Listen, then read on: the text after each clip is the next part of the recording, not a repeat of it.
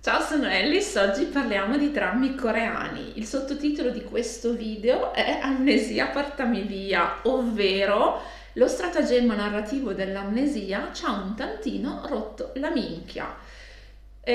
Ho messo insieme questi due drammi coreani non solo perché hanno in comune appunto questo escamotage per spiegare cose all'interno della trama, ma anche perché hanno la stessa attrice protagonista, che è questa, che vi dirò a me sta pure simpatica, nel senso che ha la faccia da persona simpatica e interpreta in entrambi i casi i ruoli di una donna che sa il fatto suo, che quando c'è bisogno di mandarle a dire al protagonista pieno di sé di turno non esita a farlo, e quindi insomma la apprezzo, è anche molto brava a recitare, che insomma diciamo che è un po' un must se vuoi fare l'attrice barra l'attore, e quindi li ho messi insieme per questo.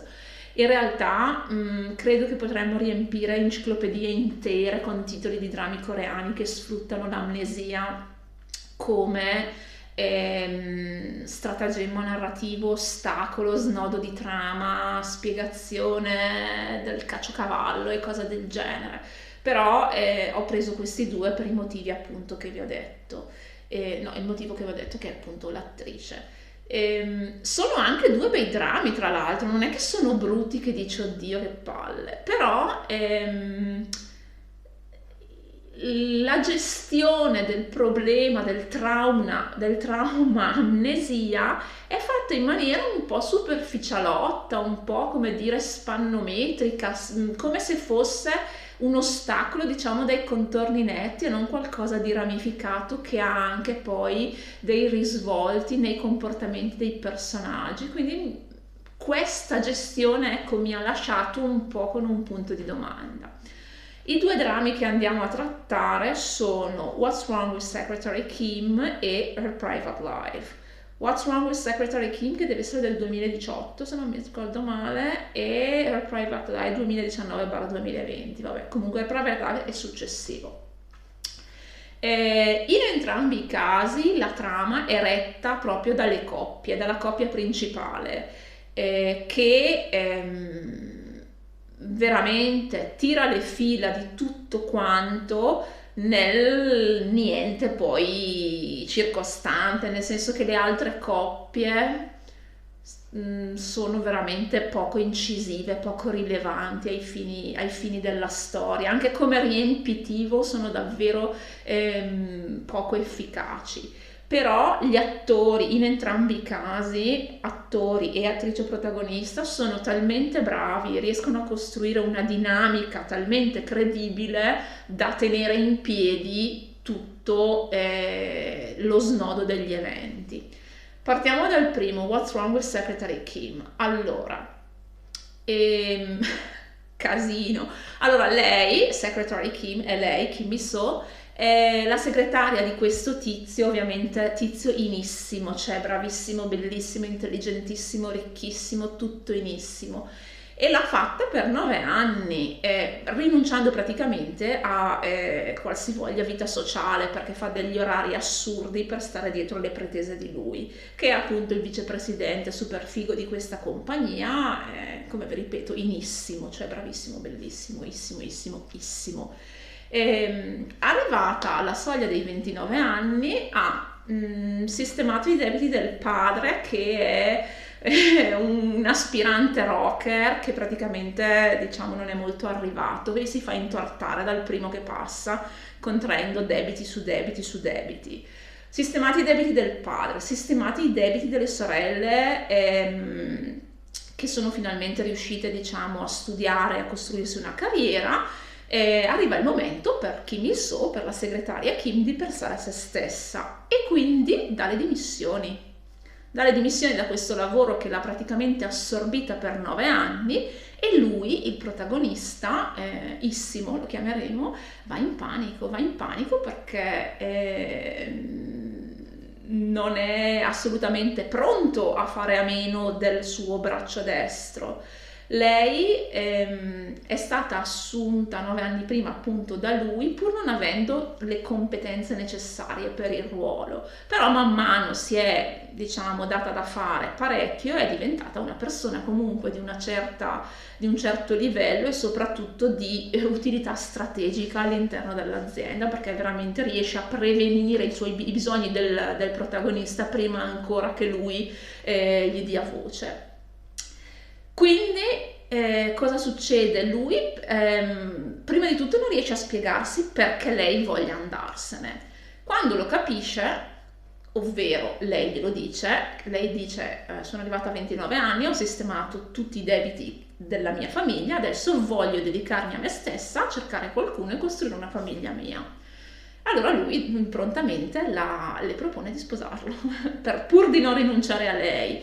E pian piano si scopre che lui si scopre che quella che era partita come una proposta un po' strampalata in realtà ha un fondo di verità, ovvero si scopre innamorato di lei. E qua la cosa secondo me comincia già un po' a zoppicare e vi spiego perché. Abbiamo parlato dell'amnesia.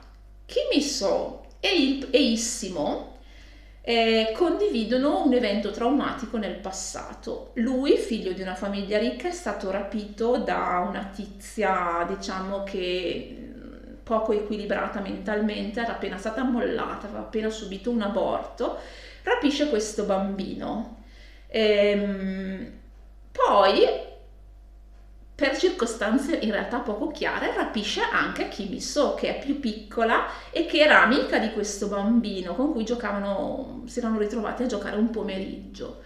Il bambino cerca di proteggere Kim Mi-soo, che è più giovane di lui, mi sembra 5 anni, perché a un certo punto la rapitrice si toglie la vita, si impicca davanti a loro e quindi cerca di schermare la bambina più piccola da questo ulteriore trauma. Il rapimento poi si conclude in realtà nel giro di pochi giorni, però ovviamente lascia una ferita psicologica nei due che si portano avanti per anni. Nella fattispecie lui sviluppa una specie di fobia nei confronti delle fascette fermacavo con cui è stato tenuto fermo, e lei sviluppa una fobia dei ragni perché lui, per cercare di proteggerla appunto, dice che il corpo della signora che si è impiccata davanti a loro in realtà è un ragno gigante, e quindi lei da questa cosa, diciamo, fa il transfer e ha la fobia dei ragni. Lei, quando decide di licenziarsi dal suo lavoro, vuole anche riconnettersi con questo bambino, con cui appunto ricorda un'esperienza forte, ma non ricorda esattamente i dettagli, i contorni di quello che hanno passato. Lei si ricorda che lui è stato una figura importante, che l'ha aiutata, che l'ha protetta e vorrebbe rincontrarlo per ringraziarlo. Però ecco, ripeto, i contorni della vicenda nella sua testa, nella testa di Kim Mi-soo, della segretaria, sono poco chiari. Amnesia, eccola qua. Lui, Issimo, ha un fratello maggiore con cui ha praticamente un rapporto oramai non esistente. Loro due hanno veramente questo grande conflitto che scaturisce da cosa? Quando Issimo è stato rapito era con il fratello maggiore con cui stavano battibeccando. Il fratello maggiore lo lascia in mezzo a una strada per andare a comprare, non so, delle caramelle, e lui viene rapito. A causa del senso di colpa, il fratello maggiore praticamente sviluppa un trauma che è praticamente una specie di transfer, quindi interiorizza questo evento traumatico e pensa di essere stato lui quello rapito e incolpa il fratello minore. I genitori non sanno come gestire questa cosa finché Issimo, vedendo che il fratello sta subendo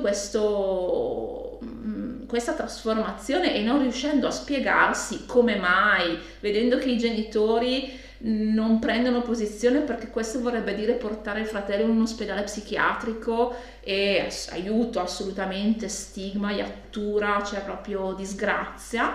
Cosa fa? Si inventa un'amnesia.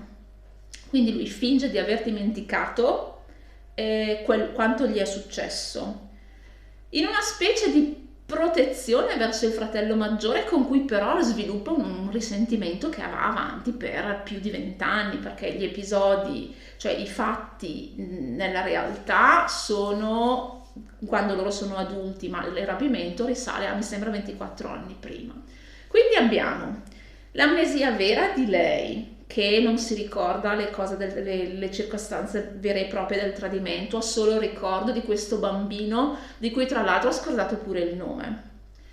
Ed è la ragione per cui quando lei poi viene assunta da lui non riesce a riconoscerlo, mentre lui sa benissimo chi è lei. Ed è la ragione per cui io dico, come fa lui a ricordarsi, a scoprirsi improvvisamente innamorato dopo che lei dice che se ne andrà, quando in realtà 9 anni prima l'ha assunta per che motivo?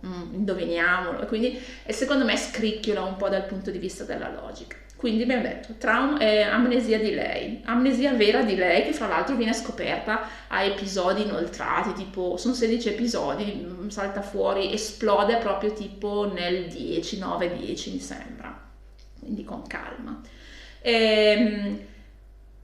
Pseudo-amnesia del fratello maggiore che pensa di essere stato rapito, in realtà sta subendo un trauma di natura diversa, però anche lui ha dei ricordi, diciamo, indotti, ma non veri, perché non è stato lui a sperimentare questo evento traumatico, e amnesia finta di Issimo, proprio abbiamo fatto l'unplan.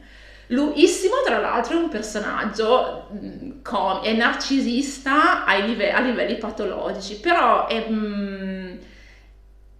rappresentato in maniera che non può non essere percepita come estremamente comica.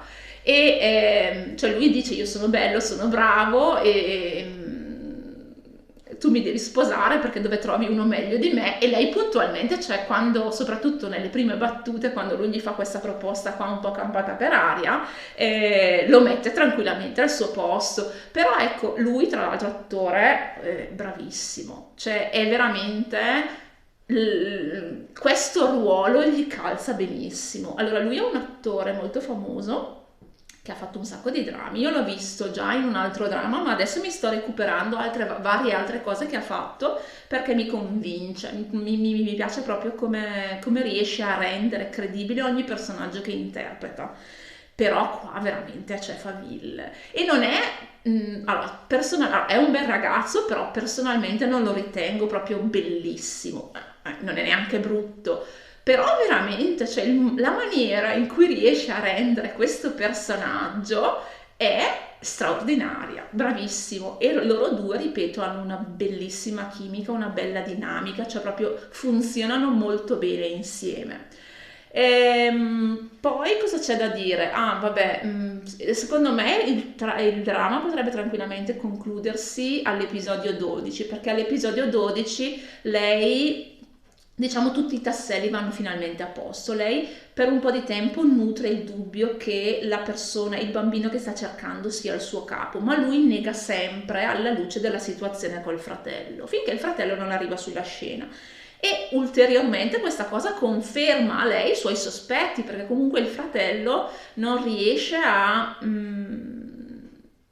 darle le conferme che lei sa di aver vissuto. Perché? Perché i ricordi del fratello sono fabbricati dal suo trauma, non sono reali. Alla fine, insomma, ecco, riescono finalmente a spiegarsi anche lui col fratello. Il fratello finalmente dice che andrà in terapia per affrontare appunto la sua parte di trauma.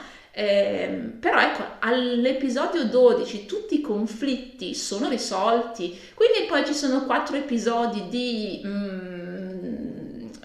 dormita sugli allori, in cui loro due devono organizzare il loro matrimonio, perché insomma alla fine si sono messi insieme, hanno scoperto che si piacciono veramente, e lui organizzano il matrimonio, lui organizza tutto, le sceglie pure l'abito da sposa, poi il padre di lei, cioè, che salta fuori tipo da un cespuglio, decide che non è d'accordo, ma poi sì, c'è delle cose che proprio sono messe lì palesemente per tirarla lunga. Nel complesso però non è un brutto dramma, anzi è molto divertente, molto gradevole, grazie, ripeto, eh, alle dinamiche della coppia principale, cioè proprio loro portano, vabbè, come è giusto che sia da un certo punto di vista, perché essendo la coppia principale, se non lo fanno loro chi lo deve fare, però veramente si portano sulle spalle e in maniera molto convincente, cioè tutte le vicende, molto molto molto belli da vedere. Per Private Life invece, allora lei è una curatrice in un museo e lui è un artista emergente che ha subito un trauma che gli impedisce di dipingere. Lui è un pittore, a un certo punto subisce una cosa che sembra essere la sindrome di Stendhal, che però in realtà non è quella, perché cosa succede? Un giorno sta visitando una mostra, vede un quadro e questo quadro veramente cioè, lo devasta psicologicamente e lui da quel momento non riesce più a dipingere. Allora mette, ovviamente per ovvi motivi, causa di forza maggiore, la sua carriera in pausa e si dà alla direzione dei musei e viene chiamato alla direzione del museo dove lei è curatrice, perché la direttrice precedente, diciamo, deve scomparire un po' dalle scene perché suo marito è indagato per affari non proprio leciti. E qui si sviluppa un rapporto tra inizialmente cane e gatto e poi sempre più di collaborazione e di stima reciproca finché che culmina poi in un rapporto.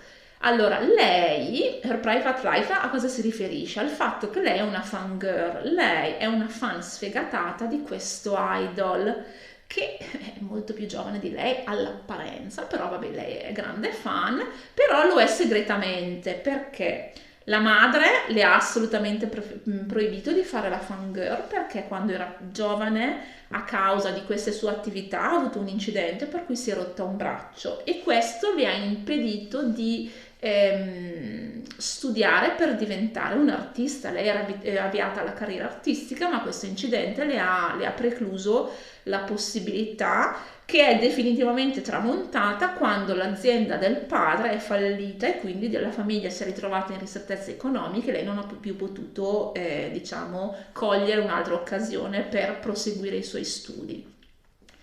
Inoltre, la direttrice precedente, che ha una figlia che è fangirl, anche lei si è dimostrata nettamente contraria a chiunque eserciti l'attività, quindi lei, diciamo, svolge questa attività in incognito. Lei gestisce un blog per sostenere questo idol, assolutamente anonimo, e cerca di tenere il più possibile nascosta, ecco, questa sua attività. Lui la scopre quasi subito a causa di un incontro fortuito, poi lei perde un'agendina intanto che sta seguendo l'idol che ha atterrato all'aeroporto e quindi lui riconosce la scrittura e fa 2 più 2, ma la cosa non lo disturba affatto. E in più si offre anche di fare il finto fidanzato perché a un certo punto loro due devono collaborare con l'idol per una mostra al museo, in cui il direttore, Ryan si chiama, il protagonista, sta cercando di raccogliere tutte le opere dell'artista il cui quadro ha causato la sua crisi, e ha scoperto che questo idol ne ha 2, quindi si inventa questo stratagemma per riuscire a raccogliere le opere di questo artista nella speranza che vedere la collezione completa lo sblocchi in qualche modo. Ecco, loro due vanno a casa dell'idol. L'idol ha ricevuto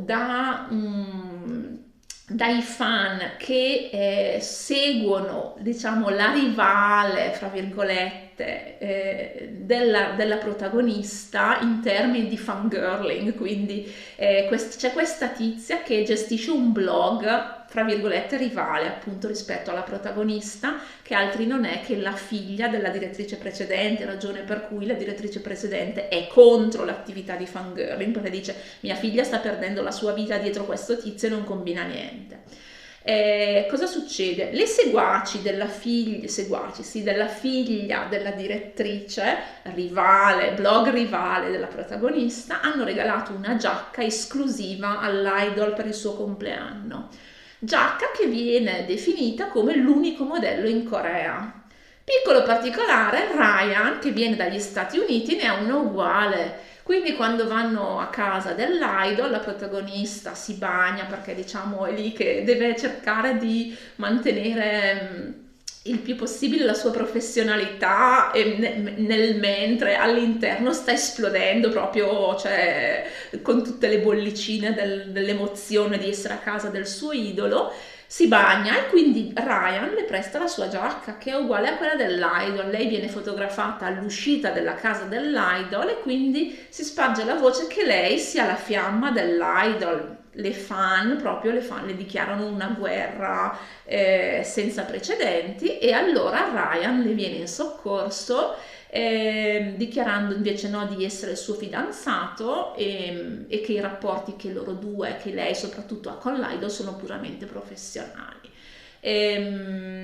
Allora, l'amnesia salta fuori quando, ecco, lui ha un trauma nel passato perché è stato abbandonato dalla madre.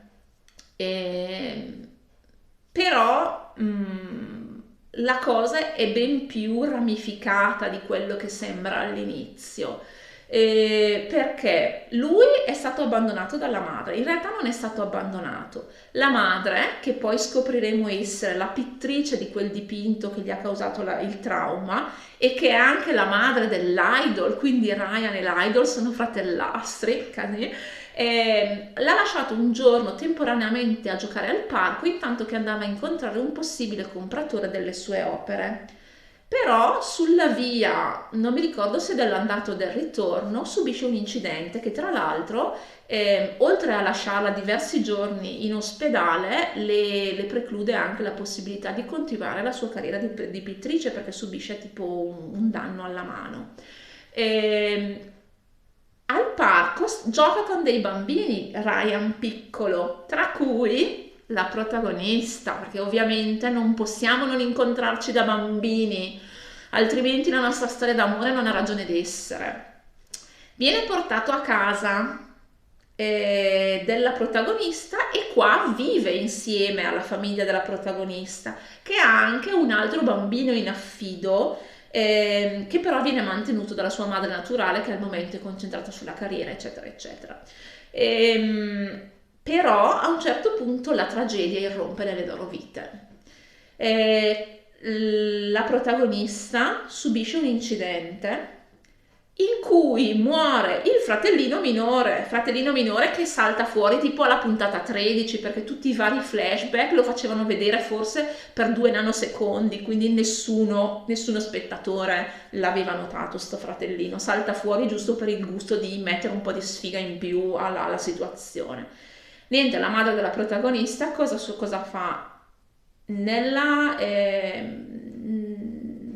Nel periodo seguente a questo incidente in cui sua figlia è all'ospedale e subisce un'amnesia perché la figlia, la protagonista, cioè rimuove in tutto e per tutto l'esistenza del fratello minore. Lei ovviamente, la madre, ripeto, è in un periodo diciamo un pochino travagliato anche psicologicamente, non riesce più a prendersi cura di Ryan e quindi lo porta all'orfanotrofio. E qui poi lui viene adottato, però sviluppa questo trauma dell'abbandono che poi si porta dietro e che poi viene però diciamo sanato dall'incontro con la protagonista e poi pian piano dalla spiegazione di tutto quanto è successo nel passato. Anche qui, allora, anche questo bello, la coppia protagonista regge le sorti proprio della faccenda. Tutto il resto, oserei dire, è noia. Anzi, c'è la direttrice precedente, una figura, una personaggia che secondo me ha un sacco di tempo sullo schermo, ma senza una ragione. Dovrebbe dare un po' di impulso comico, ma secondo me è una cosa un po' fine a se stessa che non va da nessuna parte, a un certo punto perde un po' anche la sua ragione di essere. Loro due sono molto belli, hanno veramente una bella dinamica. Anche qua le ultime due puntate sono un po', sì, dobbiamo chiudere le cose, però la spiegazione di tutta la gran faccenda alla fine, intorno all'episodio 13, si risolve. Però, se devo essere sincera, anche questo comunque ve lo consiglio, come dramma, perché comunque la coppia cioè traina proprio, traina le vicende, ed è una coppia bella da vedere, che incuriosisce, che si segue volentieri. Lui tra l'altro ha queste movenze molto feline, molto, cioè, è anche un bel personaggio perché sembra molto arrogante, invece è una persona molto corretta e molto e molto generosa, anche perché tra l'altro nel momento in cui lui si offre di fare il finto fidanzato di lei, lo fa perché teme che le fan scoprano qualcosa che lui sospetta erroneamente. La protagonista ha un'amica con cui fa la fangirl, questa amica sposata con figlio, con cui ha un rapporto molto stretto, cioè proprio anche fisico, nel senso che si abbracciano, cioè proprio hanno proprio delle dimostrazioni di affetto anche molto fisiche, che lui interpreta male pensando che siano una coppia omosessuale. Quindi per metterla al riparo diciamo, dal danno di reputazione che una cosa del genere li potrebbe causare, considerando la mentalità estremamente conservatrice della Corea, allora si offre appunto di fare la parte del finto fidanzato. Quindi estremamente generoso anche, cioè, anche delle buone qualità.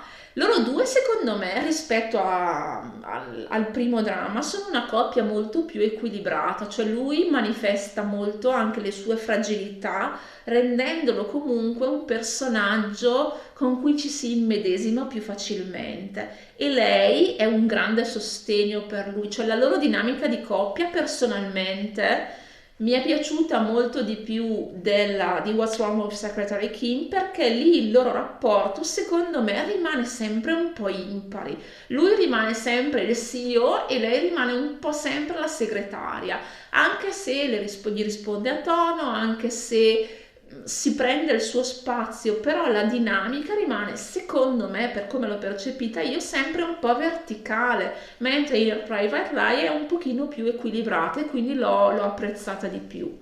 Io in realtà, ecco, ve li consiglio entrambi, nonostante la mia critica alla gestione del problema amnesia, che viene usato proprio come un blocco, come stratagemma narrativo per spiegare cose, ma in maniera anche, ripeto, un po' superficiale, un po' pressapochista, come se avere l'amnesia fosse un problema di cui si può definire l'inizio e la fine in maniera molto netta, quando invece non è così.